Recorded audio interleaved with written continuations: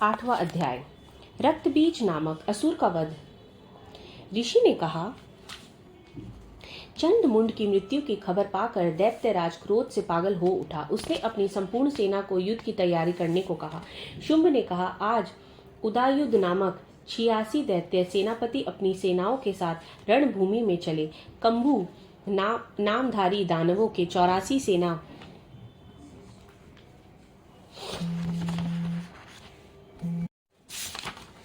नायक अपनी सेनाओं को तैयार करके युद्ध स्थल में प्रस्थान करें। कोटिवीर्य वंश के 50 और धूम्रकुल में 100 सेनापति मेरी आज्ञा से आज युद्ध में चले।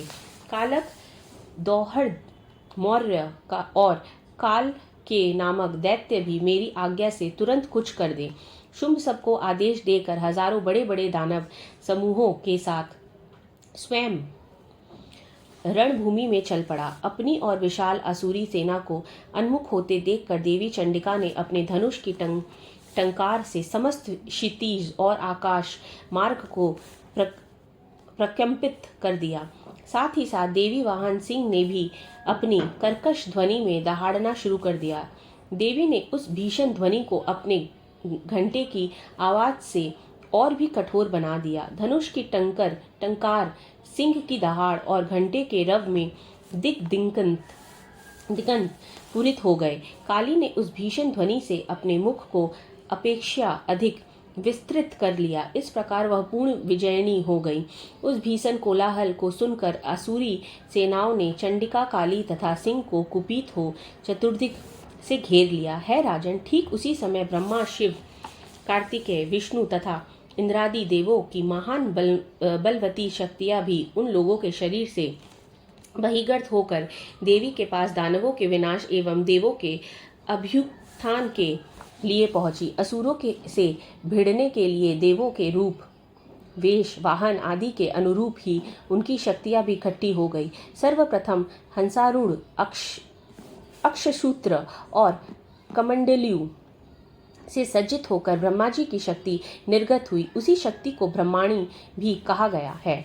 शिव की शक्ति वृषभाषिन होकर हाथों में त्रिशूल, व्याल, कंकण और मस्तक पर चंद्र रेखा से सुशोभित हो आ गई। कार्तिकेय की शक्ति मयूरासीन हो हाथ में शक्ति धारण करके रणभूमि में उपस्थित हुई। इसी प्रकार विष्णु की शक्ति गरुड़ाधुर होकर शंख, चक्र, गदा, धनुष तथा खड़ग लिए आ धमकी। भगवान की यज्ञवारह रूप धारणी शक्ति भी सूकर के वेश में वहां प्रकट हो गई। भगवान नरसिंह की नारसिंही शक्ति भी उन्हीं के जैसे रूप बनाकर आ गई। उसके आयलों के फहराने से आकाश तारिकाएं मानो बिखर पड़ती थी। इसी प्रकार हाथ में व्रज लिए ऐरावत हाथी पर अरूढ़ होकर इंद्र की शक्ति भी वहां उपस्थित हो गई। इंद्र की शक्ति भी उन्हीं के समान 1000 आंखों वाली थी। उन संपूर्ण देव शक्तियों से पूर्ण शिवजी ने देवी चंडिका से कहा, अब तुम मेरी प्रसन्नता के लिए शीघ्र ही इन असुरों का संहार करो। इतना सुनते ही देवी के शरीर से अत्यंत विकराल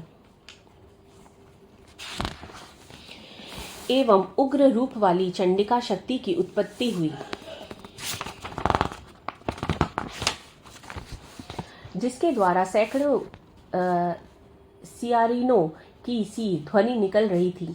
उस अपराजिता देवी ने धूसर वर्ण वाले जटाधारी शिवजी से कहा, भगवान, आप शुंभ निशुंभ के पास दूत बनकर जाइए। वहां जाकर आप उन दोनों दानवों और उसके साथियों से संदेशा कहिएगी, है दानवों, यदि तुम सब जीवित रहने के इच्छुक हो तो सभी पातालपुरी को वापस लौट जाओ,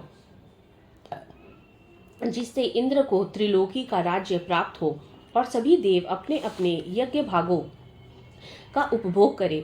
यदि तुम मद गर्वित हो युद्ध करना चाहते हो तो आओ, मेरी योगिनियां तुम्हारे कच्चे मांस को चबाकर तृप्त होंगी। उन देवी ने भगवान शिव को दूत का कार्य सौंपा था, इसलिए वह जगत में शिवदूती के नाम से विख्यात है।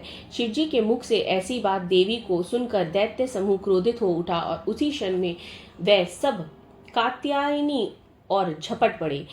तत्पश्चात वह सभी दानव क्रोधपूर्वक देवी पर अपने बाण, शक्ति, ऋषि आदि अस्त्रों की भयंकर वर्षा करने लगे। देवी ने प्रत्युत्तर में अपने धनुष की टंगार करके दैत्यों द्वारा प्रक्षेपित बाण, शक्ति परशु आदि को सहज ही काट गिराया। तदनंतर काली आगे बढ़कर अपने शूलाघात से दानवों को चीरने लगी और खटवांग द्वारा उनका विनाश करती हुई रणस्थल में घूमने लगी। ब्राह्मणी जिधर भी निकल पड़ती थी उधर के असुरों को अपने कमंडलू के जल छिड़क कर उन्हें श्रीहत बना देती थी। माहेश्वरी ने त्रिशूल, वैष्णवी ने चक्र तथा कार्तिकेय ने अपनी शक्ति के बल से दानवों को कुचलना प्रारंभ कर दिया। इंद्राणी द्वारा वज्रघात से आहत राक्षस सैकड़ों की संख्या में खून से लथपथ होकर भूमि पर गिर पड़े। विष्णु को वाराही शक्ति ने अपने थूथून की मार से अनेक राक्षसों को पृथ्वी पर गिरा दिया। दाढ़ों की मार से कितनों की छाती को विदारित कर दिया तथा कितने ही वैष्णवी के चक्र से घायल होकर भूमि पर गिर पड़े। कितने ही राक्षसों को अपने नखों से फाड़कर नरसिंही शक्ति उन्हें खा डालती और समस्त दिशाओं और सिंहनाद से कंपाती हुई युद्ध भूमि में विरचने लगी। शिवदूती के क्रूर अट्टहास से डरकर कितने ही दानव धराशायी हो गए। उनके पतित होते ही शिवदूती उन्हें चबा डालती थी। इस प्रकार क्रूर देवियों के द्वारा बड़े बड़े वीरों का वध होते देखकर राक्षसी सेना युद्ध भूमि से खिसकने लगी। देवियों द्वारा भयातुर दानवों का भागना देखकर महादैत्य रक्त बीज क्रोधित हो समर भूमि में आ पहुंचा। उसके शरीर से रक्त की बूंद गिरते ही उसी के आकार को अन्य दैत्य उत्पन्न हो जाते थे। अब महादानव रक्त बीज हाथ में गदा लेकर इंद्राणी से युद्ध करने लगा। तब ऐन्द्री ने वज्रघात से उसे आहत कर दिया। वज्र के प्रहार से उसके शरीर से खून की बूंदें टपकने लगी, जिससे उसी के अनुरूप नए दानवों को उत्पत्ति होने लगी। उसके शरीर से खून की जितनी बूंद पृथ्वी पर गिरी थी उतने ही नए दैत्य पैदा हो गए। नए उत्पन्न राक्षस मात्र गणों के साथ भीषण वेग से युद्ध करने लगे।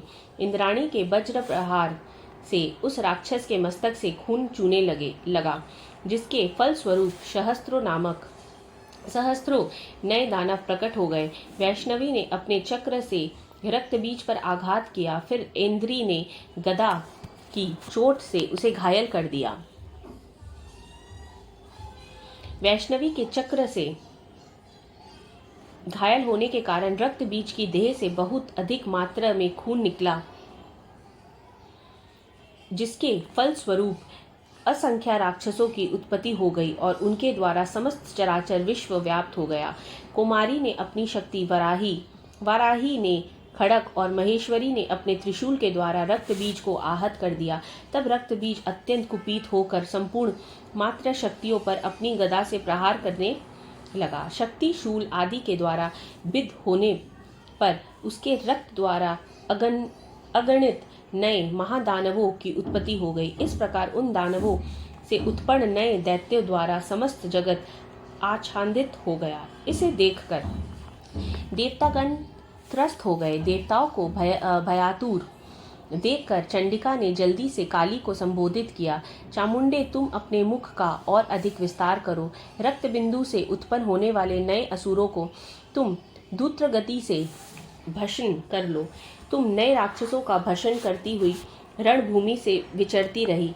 इस तरह जब उसके शरीर का समय रक्त कोश समाप्त हो जाएगा तब अनायास ही उसका वध हो सकेगा। जब तुम उन भीषण दानवों का भक्षण कर डालोगी तब नए दैत्यों का उत्पन्न होना बंद हो जाएगा। इतना कहकर चंडिका देवी ने अपने शूल से रक्त बीज पर प्रहार कर दिया। उसके शरीर से रक्त निकलते ही उसे काली ने अपने मुंह में भर लिया। तब रक्त बीज ने अपनी गदा से चंडिका पर आघात किया, परंतु उसकी गदा से देवी को कोई आघात नहीं पहुंचा। उधर रक्त बीज के घायल शरीर से बहुत अधिक मात्रा में रक्त स्राव हुआ, किंतु उस रक्त के भूमि पर गिरने के पहले ही चामुंडा ने उसे रक्त को अपनी मुंह में ले लिया। रक्त भरे रहने के कारण मुख में ही में भी जब नए दानवों की उत्पत्ति होने लगी तो देवी उन्हें चबा जाने लगी और अंततोगत्वा उस रक्त बीज दानव का पूरा खून चूस लिया। अब उस रक्तहीन दानव रक्त बीज को अपने वज्र बाण खड़ग ऋषि सृष्टि आदि के प्रयोग से देवी ने मार गिराया।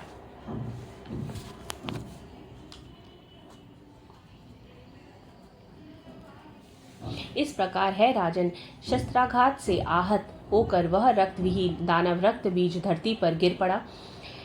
है नरश्रेष्ठ, इस दृश्य को देखकर देवताओं का हृदय उल्लसित होने लगा। उन असुरों के रक्तपात के मध्य से विभोर होकर संपूर्ण मात्र समूह नृत्य करने लगा। इस प्रकार 8वां अध्याय समाप्त।